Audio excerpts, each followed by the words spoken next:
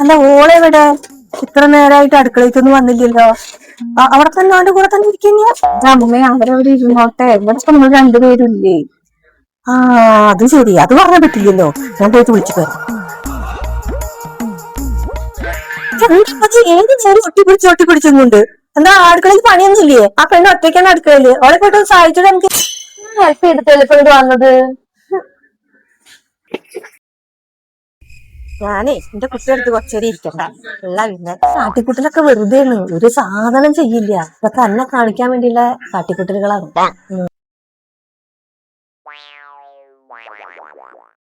അത്ര സൂചിച്ചിട്ടില്ല. ഇത്രയൊന്നും പണിയൊക്കെ കഴിഞ്ഞാ?